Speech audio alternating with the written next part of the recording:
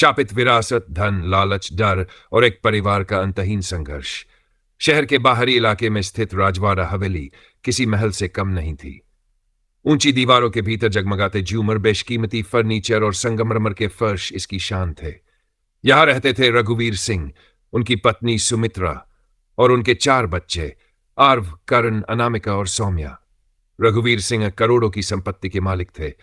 उनके पास अनगिनत जमीनें, आलीशान गाड़ियां, बड़े बड़े बिजनेस और विदेशों में निवेश था।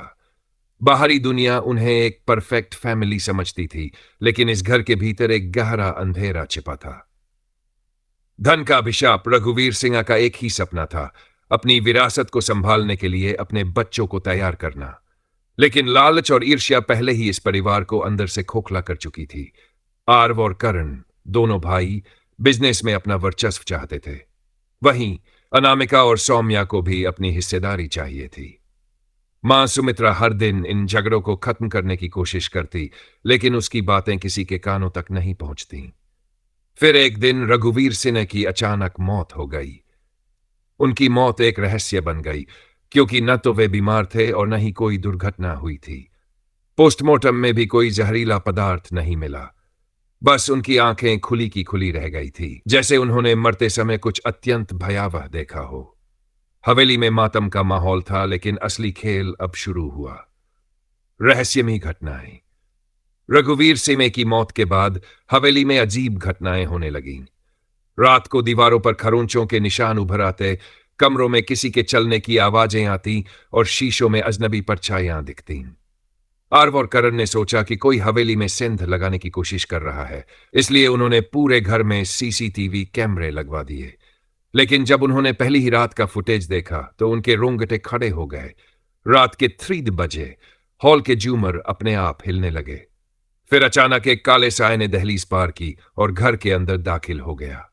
उसकी आकृति धुंधली थी, लेकिन उसकी आंखें जलती हुई दिख रही थी।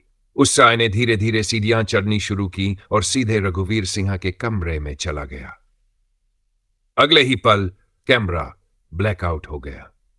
खौफनाक सच, यह सब देखकर पूरे परिवार के हाथ पांव फूल गए। सबसे ज्यादा डर सौम्या को लग रहा था, क्योंकि उसे कई रातों से बिस्तर के नीचे किसी के होने का एहसास हो रहा था।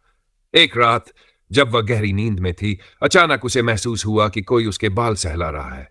वह घबरा कर उठी, लेकिन कमरे में कोई नहीं था।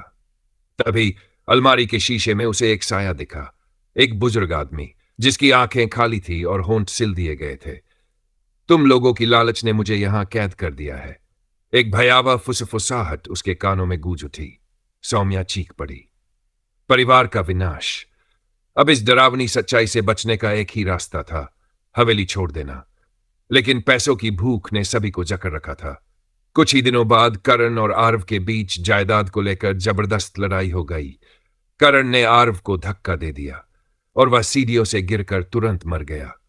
अनामिका ने सौम्या पर आरोप लगा दिया कि उसने पिता की मौत की साजिश रची थी। फिर एक दिन अनामिका खुद अपने कमरे में फांसी पर झूलती हुई पाई गई। अब हवेली में सिर्फ करण और सौम्या बचे थे। अंतिम शिकार करण अब हवेली में अकेला राजा था। उसे लगता था कि सब खत्म हो गया है, लेकिन असली खेल तो अब शुरू हुआ था। एक रात जब वह अपने पिता के कमरे में बैठा शराब पी रहा था, तभी सामने वाली खिड़की अचानक जोर से खुल गई।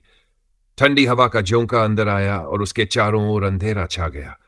अचानक सामने रखे आईने में उसे अपने पीछे 4 साए दिखाई दिए, आर्व, अनामिका, सौम्या और रघुवीर सिंह। उनकी आंखें लाल थी और उनके होंठों से खून टपटक रहा था। हवेली अब तेरा कफन बनेगी, गूंजी। करण चीखने लगा, लेकिन उसकी आवाज किसी ने नहीं सुनी। अगले दिन उसकी लाश हवेली के उसी कमरे में पाई गई जहां उसके पिता की मौत हुई थी। हवेली का रहस्य। अब हवेली वीरान हो गई थी। लोग कहते हैं कि जब रात के 3 बजते हैं तो हवेली से चीखने चिल्लाने की आवाजें आती हैं। कुछ ने तो हवेली की खिड़कियों में परछाइयां भी देखी हैं। कहते हैं लालच सिर्फ इंसानों को नहीं मारता, वह उनकी आत्माओं को भी कैद कर लेता है। अगर आप कभी भी किसी ऐसी विरासत के मालिक बने जिसमें पैसे से ज्यादा घमंड और नफरत हो, तो सावधान रहिए, क्योंकि पैसा खत्म हो सकता है, लेकिन उसका श्राप कभी नहीं मिटता। विरासत, हवेली का नया मालिक। कुछ साल बाद राजवाड़ा हवेली के भूतिया किस्सों को सुने 5 साल हो चुके थे। लोग अब भी कहते थे कि हवेली में कुछ अलौकिक ताकतें हैं, लेकिन फिर भी पैसों का लालच इंसान को अंधा बना देता है। एक दिन एक नामी बिजनेसमैन अजय मेहरा ने हवेली को खरीदने का फैसला किया। अजय मेहरा करोड़ों की संपत्ति का मालिक था और उसे भूत प्रेत जैसी चीजों पर बिल्कुल भी यकीन नहीं था। उसने हवेली को अपने रहने के लिए नहीं, बल्कि एक लग्जरी होटल में बदलने के लिए खरीदा था। उसने तुरंत ही वहां रिनोवेशन का काम शुरू करवा दिया। मजदूरों ने पुराने फर्नीचर हटा दिए, दीवारों को दोबारा रंगवा दिया और हवेली को पूरी तरह नया रूप देने लगे। लेकिन पहले ही दिन अजय को कुछ अजीबोगरीब घटनाएं महसूस हुई। हवेली की चेतावनी। रात को जब अजय अपने कमरे में आराम कर रहा था, तभी बिजली एकाएक गुल हो गई। बाहर भयंकर तूफान आ गया था। अचानक खिड़कियां जोर जोर से खटखटाने लगीं। उसने सोचा कि तेज हवा की वजह से ऐसा हो रहा होगा, लेकिन फिर कमरे के आईने में कुछ हलचल हुई। अजय ने ध्यान से देखा, आईने के अंदर कोई खड़ा था। वह धीरे धीरे नजदीक गया और जैसे ही उसने ध्यान से चेहरा देखने की कोशिश की, आईने में खड़ी आकृति ने तेज आवाज में चीख मारी। पूरा शीशा चकनाचूर हो गया और एक काली परछाई जमीन पर लहरा गई। तूने इस हवेली को छेड़ा क्यों? भारी गूंजती हुई आवाज कमरे में गूंज उठी। अजय ने घबराकर पीछे देखा, लेकिन वहां कोई नहीं था। उसकी रूह कांप गई। मजदूरों की मौत। अगले ही दिन 2 मजदूरों ने काम करने से मना कर दिया।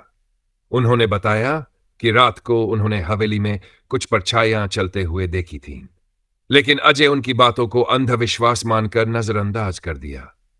तीसरे दिन जब कुछ मजदूर हवेली के पुराने तहखाने को साफ कर रहे थे, तभी एक दीवार के पीछे एक गुप्त कमरा मिला।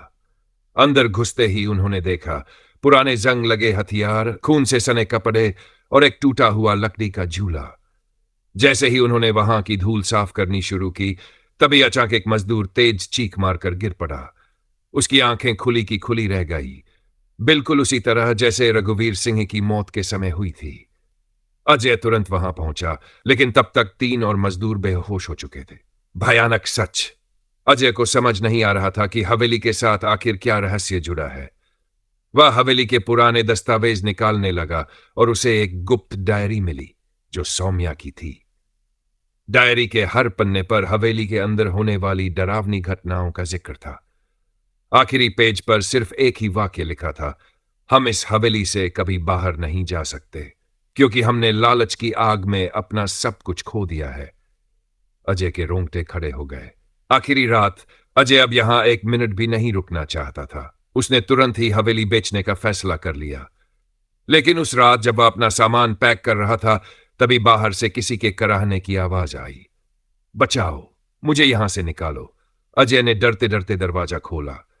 सामने एक औरत खड़ी थी, लंबे काले बाल, फटे हुए कपड़े और आंखों से टपकता खून। हमें मुक्त कर दो। औरत ने धीरे धीरे अजय की ओर हाथ बढ़ाया और अगले ही पल पूरा कमरा अंधेरे में समा गया। सुबह जब लोग आए तो अजय का शरीर कमरे में पड़ा मिला।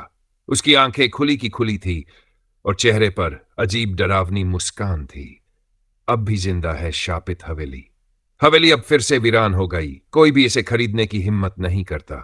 रात के 3 हापी बजे अब भी वहां से चीखने चिल्लाने की आवाजें आती हैं। जो भी हवेली के पास से गुजरता है उसे वहां परछाइयां चलती हुई दिखती हैं। कहते हैं लालच सिर्फ इंसानों को नहीं मारता, वह उनकी आत्माओं को भी कैद कर लेता है। अगर आपको कभी कोई हवेली बहुत कम दाम में मिल रही हो तो सावधान रहिए, कहीं वो भी शापित विरासत न हो।